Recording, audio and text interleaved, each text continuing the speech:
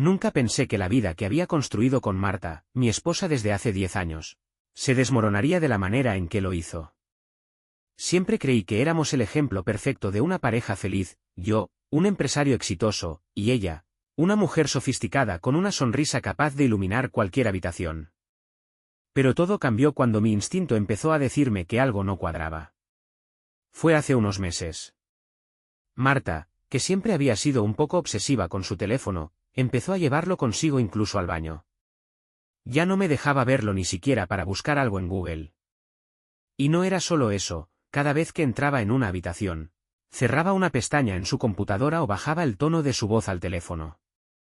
Al principio, pensé que estaba siendo paranoico. ¿Quién no tiene derecho a un poco de privacidad? Pero algo en su mirada me decía que ocultaba algo, y no podía ignorarlo. Un día, mientras estaba en el despacho trabajando, escuché a nuestra empleada del hogar, Carmen, tararear una canción en la cocina. Lo que no sabía es que ese día, una simple conversación con ella cambiaría mi vida para siempre. Aquel día, Carmen, nuestra empleada de toda la vida, se acercó a mí con una mezcla de nerviosismo y determinación. Siempre la había considerado una parte discreta y respetuosa de nuestra casa. Pero lo que estaba a punto de decirme rompió por completo esa barrera de profesionalismo que habíamos mantenido durante años. «Señor Álvaro, ¿puedo hablar con usted?», dijo mientras se retorcía las manos. «Claro, Carmen». «¿Qué pasa?», respondí, distraído, pensando que me iba a pedir algún día libre o comentar algo sobre las tareas de la casa.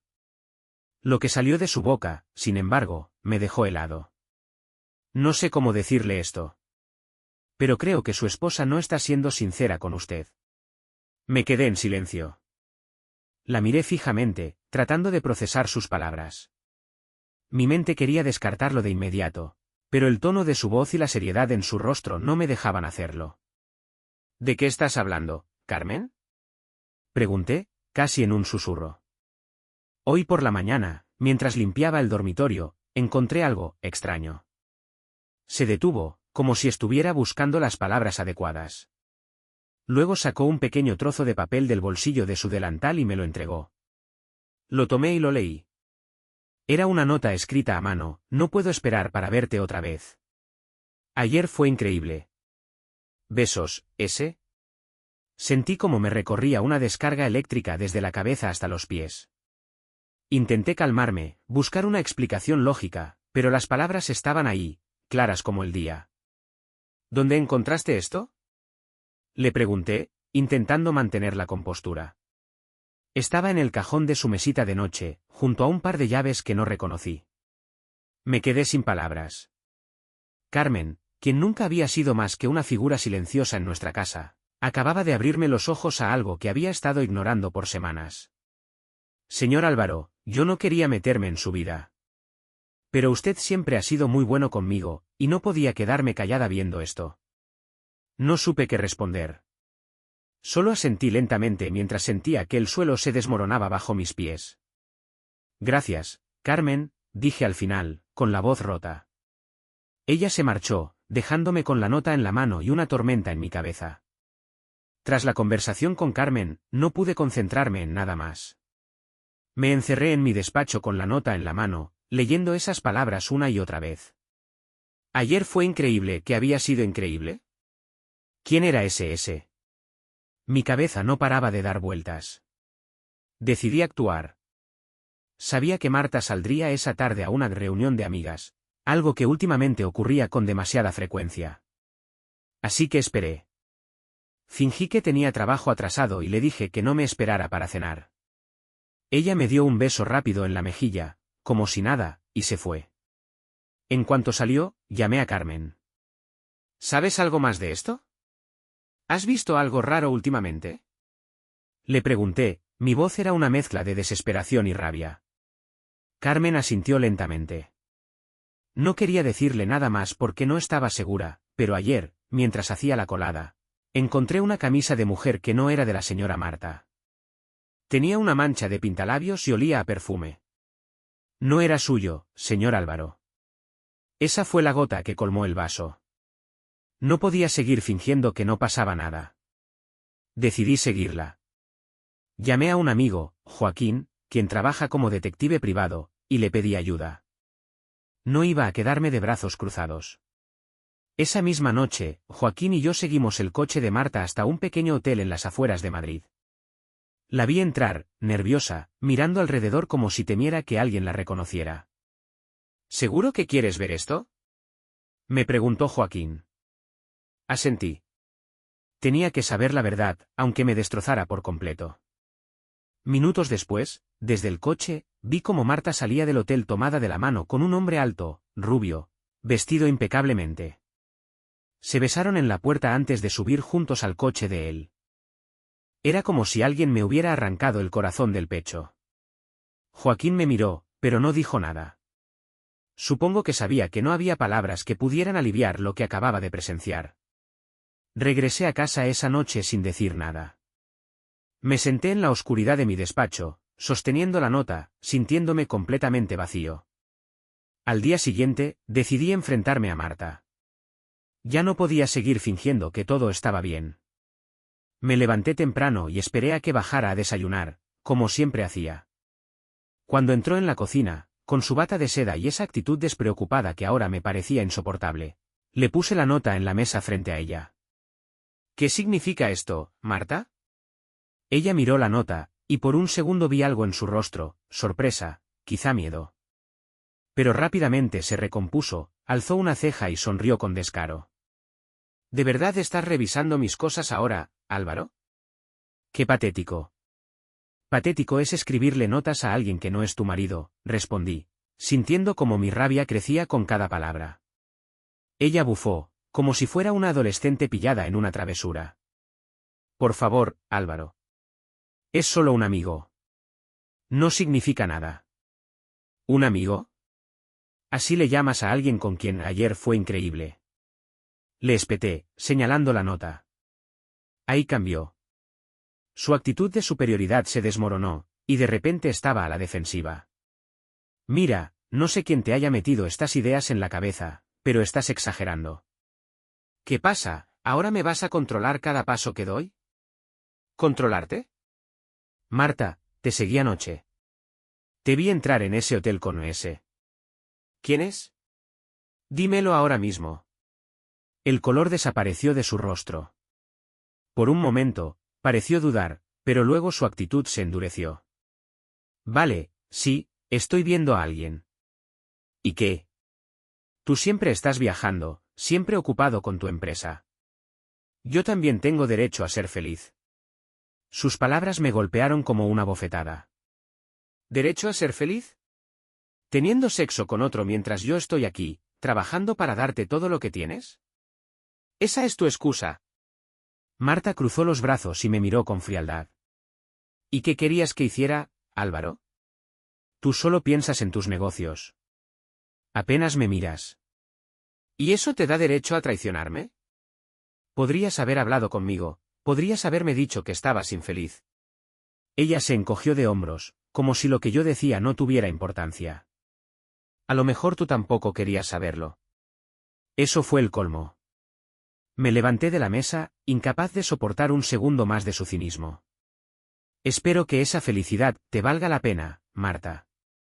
Porque esto se acabó. Ella no dijo nada. Solo se quedó sentada allí, fría e inexpresiva, mientras yo salía de la habitación. Cuando salí de la cocina, me encerré en el despacho. Cerré la puerta con fuerza, como si al hacerlo pudiera aislarme del dolor que me quemaba por dentro.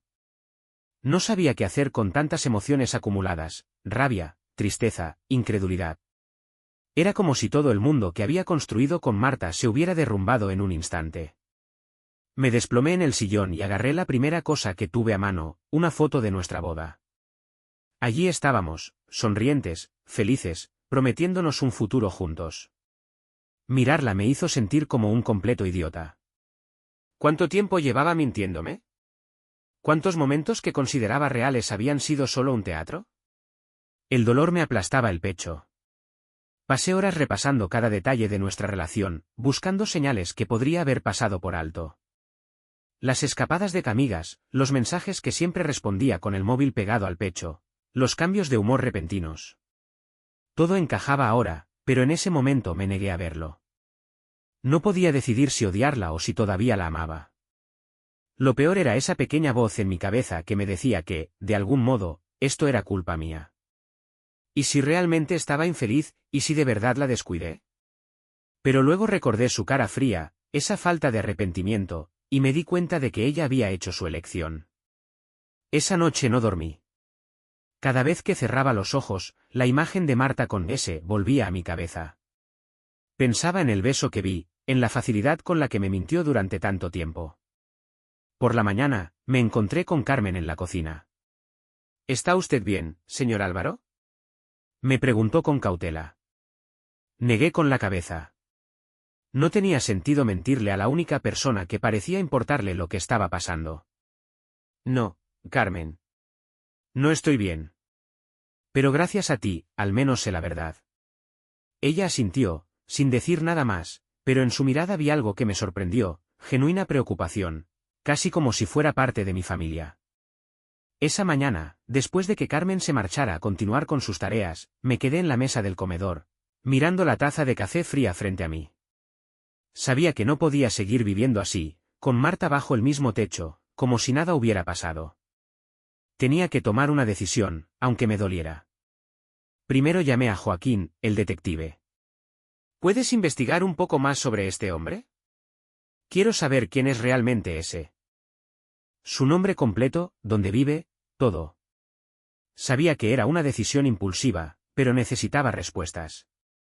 Luego llamé a mi abogado. Le expliqué la situación de forma breve y directa. Quiero saber mis opciones. Si pido el divorcio, ¿cómo afecta esto a la casa, las cuentas, todo? Mi abogado, Pablo, fue claro. Tienes que ser estratégico, Álvaro. No tomes decisiones precipitadas. Lo primero es recopilar pruebas sólidas del engaño. Así tendrás ventaja en cualquier negociación. Mientras esperaba respuestas, me enfrenté a la tarea más dura, hablar con Marta de lo que vendría después. Esa tarde, cuando ella llegó de su clase de yoga, que ya no sabía si era real o una excusa, la llamé al salón. Marta, tenemos que hablar. Ella me miró con una mezcla de fastidio y resignación, como si supiera lo que iba a decir. ¿Qué pasa ahora, Álvaro? ¿Otro drama? Respiré hondo para no explotar. Esto no es un drama, Marta. Es nuestra vida. Y no voy a seguir compartiéndola con alguien que me ha mentido. Quiero que te vayas de la casa. Por un momento, la máscara de indiferencia se le cayó. ¿Qué? ¿Estás loco? Esta también es mi casa. No me voy a ninguna parte. Esta casa la pagué yo, Marta. Y ya hablé con mi abogado. Si no te vas por las buenas, podemos hacerlo por las malas. Eso la enfureció. ¿Así que ahora eres un matón? Perfecto, Álvaro. Haz lo que quieras. Pero no voy a dejar que me arruines la vida. Se levantó y se fue, dando un portazo. Yo me quedé allí, sintiendo una mezcla de alivio y desesperación. Había dado el primer paso, pero sabía que lo peor estaba por venir. Esa noche, recibí un mensaje de Joaquín. Álvaro, ya tengo algo. El tipo se llama Sergio Navarro. Trabaja en bienes raíces y está casado. Sí, casado. Parece que Marta no es su único problema. No sabía si reír o llorar. La situación era aún más surrealista de lo que imaginaba. Cuando leí el mensaje de Joaquín, sentí como si me estuvieran retorciendo el cuchillo en la herida. Pero al mismo tiempo, una parte de mí encontró cierto consuelo en la ironía. El hombre con quien Marta me estaba engañando también llevaba una doble vida. Me sentí como si estuviera viendo una mala telenovela, solo que esta era mi vida. Llamé a Joaquín para obtener más detalles. ¿Estás seguro de que está casado? Pregunté, aún procesando la información. Totalmente. Su esposa se llama Laura y tienen 2 hijos pequeños. Parecen la típica familia perfecta en las redes sociales, pero ya sabes cómo son las apariencias. No podía creerlo. Por un momento, pensé en contactar a Laura, la esposa de Sergio, y decirle todo, pero sabía que eso solo complicaría más las cosas. Además, aún tenía que resolver mi propia vida antes de meterme en la de otros. Sin embargo, guardé esa información como un as bajo la manga. Si Marta decidía ponerse difícil en el proceso de separación, podría usarlo para presionarla. Esa noche, Marta intentó actuar como si nada hubiera pasado. Se sentó frente al televisor con una copa de vino, ignorando por completo la tensión que flotaba en el aire. No pude contenerme más. Entré en la sala con el teléfono en la mano y el informe de Joaquín en pantalla. ¿Sergio Navarro? ¿Eso te suena, Marta? La copa de vino casi se le cae de las manos. Su rostro pasó de la indiferencia a la alarma en un segundo. ¿Qué estás diciendo? Sé quién es. Sé que está casado. ¿Sabías eso? ¿O eres tan tonta que ni siquiera te importó ser la amante de un hombre con esposa e hijos? Su rostro se contorsionó de furia. ¿De verdad te rebajaste a espiarme? Eres un enfermo, Álvaro. ¿Un enfermo? No soy yo quien va por ahí rompiendo familias. ¿Qué esperabas, Marta? ¿Que me quedara sentado mientras me tratabas como un idiota? Ella me miró fijamente, pero esta vez no tenía respuesta. La seguridad y frialdad que solía mostrar habían desaparecido. Por primera vez, parecía darse cuenta de la magnitud de lo que había hecho. Mira, Álvaro, no fue algo planeado. Solo, sucedió. Su voz temblaba, y vi algo que no había visto en ella en semanas: arrepentimiento. Solo sucedió. Tú decidiste. Decidiste mentirme, engañarme, destruir nuestra vida. No me vengas con excusas. Marta se levantó y se fue al dormitorio sin decir una palabra más. Esta vez no hubo gritos ni portazos, solo silencio. Y eso, de alguna manera, dolió aún más. A la mañana siguiente, mientras Marta seguía encerrada en el dormitorio, decidí que ya no podía esperar más. Mi abogado, Pablo, me había dicho que fuera estratégico, pero sentía que estaba perdiendo el control de mi propia vida. Necesitaba tomar acción, aunque fuera un movimiento arriesgado. Llamé a Carmen. Ella, que siempre había sido testigo de las cosas más mundanas en nuestra casa, ahora era la única persona en quien sentía que podía confiar. Carmen, necesito tu ayuda con algo, le dije, tratando de sonar más calmado de lo que realmente estaba. Ella dejó de limpiar la encimera y me miró con atención. Dígame, señor Álvaro. Lo que necesite. Le pedí que me ayudara a empacar algunas cosas esenciales de Marta. Sabía que este era un movimiento que podría desatar una guerra, pero quería que ella entendiera que esto iba en serio. No podía soportar que siguiera viviendo bajo mi techo, fingiendo que todo estaba bien. Carmen no hizo preguntas. Simplemente asintió y comenzó a ayudarme. En menos de una hora, teníamos varias maletas listas en la entrada. Marta, al escuchar el ruido, finalmente salió del dormitorio. ¿Qué demonios estás haciendo?, preguntó, con una mezcla de incredulidad y rabia en la cara. La miré directamente a los ojos. Te pedí que te fueras, Marta. Si no lo haces tú, lo haré yo. Ella soltó una carcajada sarcástica. ¿Crees que voy a dejar esta casa? ¿La casa que yo convertí en un hogar? No, Marta. Esta es la casa que yo pagué, y no voy a compartirla con alguien que me ha traicionado. Ella me miró con odio puro. Esto no se va a quedar así, Álvaro. Me las vas a pagar. Haz lo que quieras, pero ya no puedes quedarte aquí. Por primera vez en mucho tiempo, sentí que tenía el control. La decisión estaba tomada, y aunque sabía que las cosas se complicarían, también sabía que no había vuelta atrás. Marta no se fue sin dar pelea.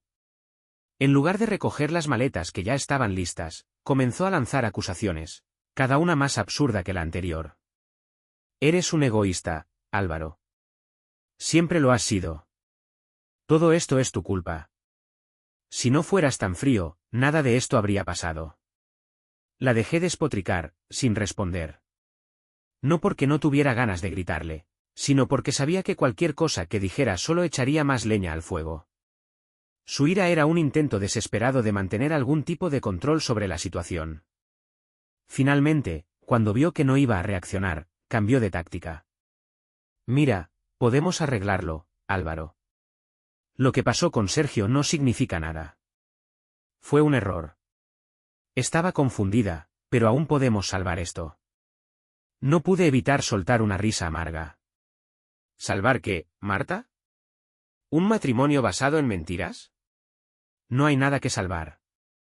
Su expresión pasó de suplicante a fría en un segundo. Bien. Si esto es lo que quieres, que así sea. Pero no creas que me voy a ir sin luchar. Vas a arrepentirte de esto. Y con eso, dio media vuelta y subió al dormitorio, dejando las maletas donde estaban. Su actitud me dejó en claro que no se iría por las buenas, y sentí una oleada de cansancio. Sabía que esta batalla apenas comenzaba. Pasé el resto del día haciendo llamadas, al abogado, al banco, incluso a un cerrajero para cambiar las cerraduras si las cosas se salían de control. Quería estar preparado para cualquier cosa.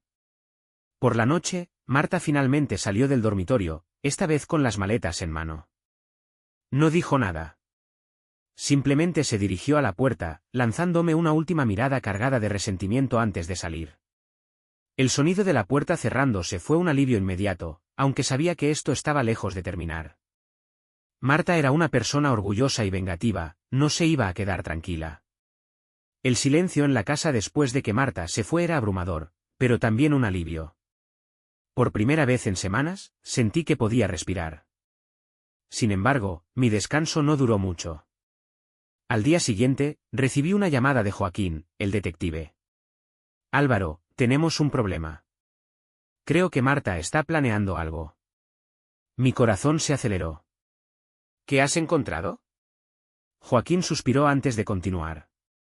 Desde que salió de la casa, se ha reunido con Sergio 2 veces. No en hoteles esta vez, sino en un bufete de abogados. Eso no me lo esperaba. ¿Un bufete? ¿Para qué? No lo sé con certeza, pero podría estar planeando atacarte legalmente. Tal vez reclamar parte de tus propiedades o incluso intentar quedarse con la casa. Mi estómago se revolvió. Sabía que Marta podía ser complicada, pero esto era un nivel de manipulación que no había anticipado. Llamé a mi abogado, Pablo, inmediatamente. ¿Pablo, qué puede hacer Marta? ¿Tiene derecho a la casa o a mis negocios? Pablo me tranquilizó, aunque no del todo. Si no firmaste un acuerdo prenupcial, técnicamente podría reclamar la mitad de tus bienes adquiridos durante el matrimonio. Pero si podemos probar su infidelidad y que ha usado tus recursos para mantener esa relación, eso podría trabajar a tu favor. La conversación me dejó con una sensación amarga. Sabía que Marta era ambiciosa, pero no creía que fuera capaz de tratar de destruirme financieramente después de lo que había hecho. Esa noche, me senté en mi despacho, repasando mentalmente todo lo que habíamos compartido. ¿Cómo habíamos llegado a este punto? Pero no tenía tiempo para lamentarme. Sabía que tenía que prepararme para cualquier cosa. Decidí actuar rápido. Llamé a Joaquín de nuevo. Quiero más información sobre Marta y Sergio.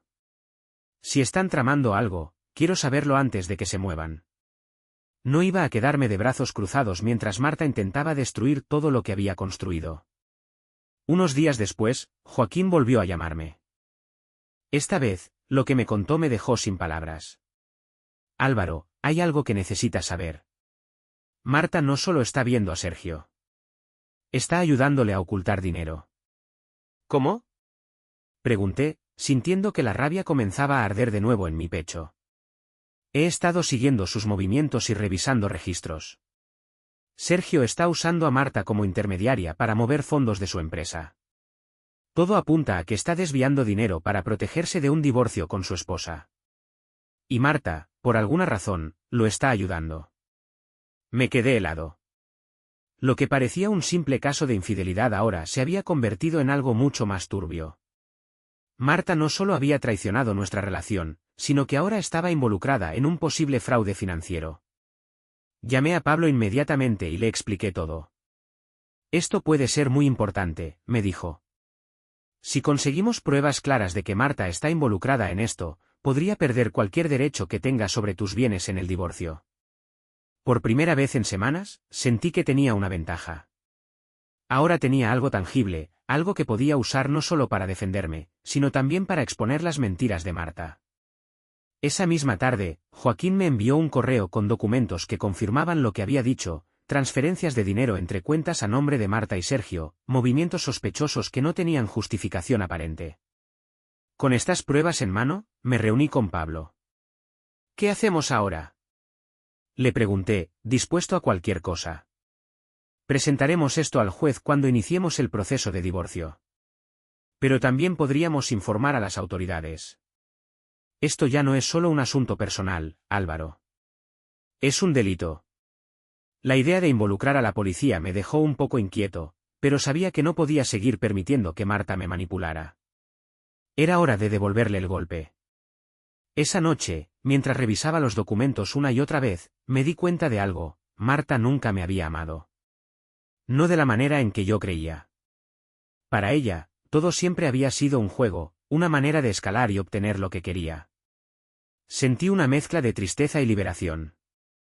Sí, había sido engañado, humillado y traicionado, pero ahora tenía algo que ella no podía quitarme: claridad. Con las pruebas en mano, sabía que no podía esperar más. Marta tenía que saber que sus juegos habían llegado a su fin. La llamé y le pedí que viniera a la casa para discutir detalles del divorcio. No parecía sospechar nada, porque llegó con la misma actitud altiva de siempre, vestida impecablemente como si estuviera lista para un desfile. ¿Qué quieres ahora, Álvaro?, dijo, cruzándose de brazos. Pensé que ya habíamos dejado claro que voy a luchar por lo que es mío. Sí, Marta. Y justo de eso quiero hablar contigo. Me senté frente a ella en el salón, con una carpeta de documentos sobre la mesa. Ella alzó una ceja, pero no mostró ninguna señal de preocupación. ¿Qué es esto?, preguntó, señalando los papeles. Es todo lo que necesito para demostrar que no solo me engañaste, sino que también estás ayudando a Sergio a cometer fraude financiero. Mis palabras cayeron como una bomba, y su rostro, por primera vez en semanas, mostró verdadero miedo. ¿De qué estás hablando? No tienes idea de lo que dices. Ah, no. Abrí la carpeta y comencé a mostrarle las transferencias, los movimientos bancarios y las pruebas recopiladas por Joaquín.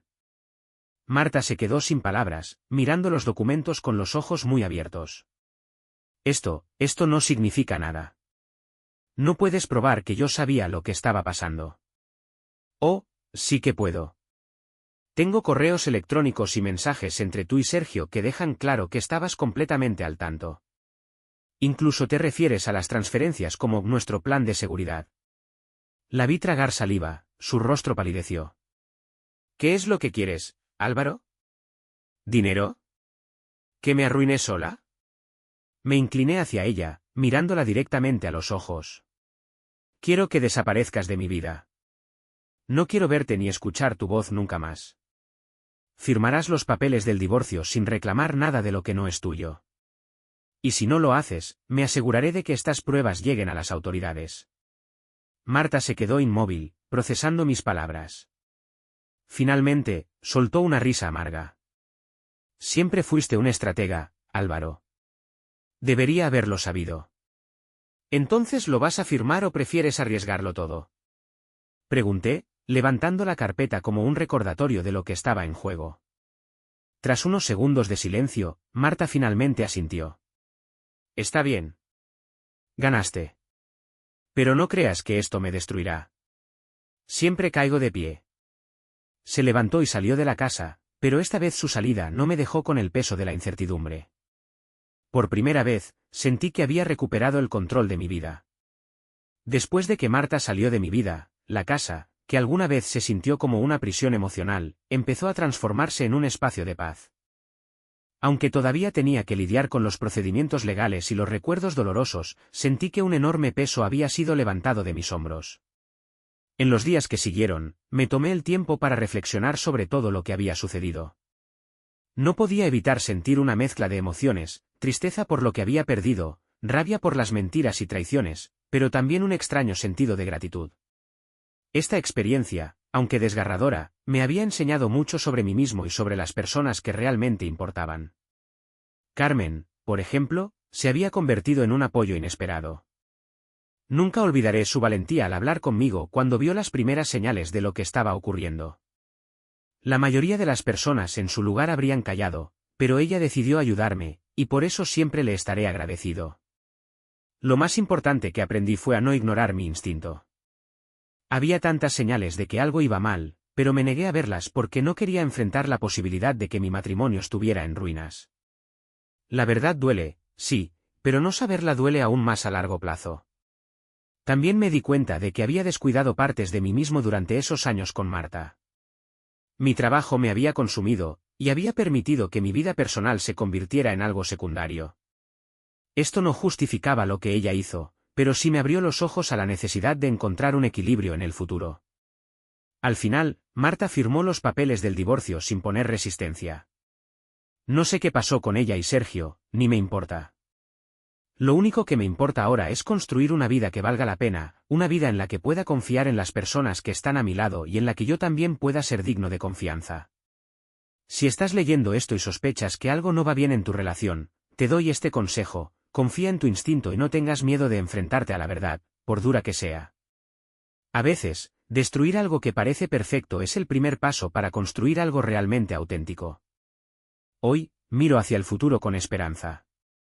Y aunque el camino ha sido doloroso, sé que estoy en el camino correcto.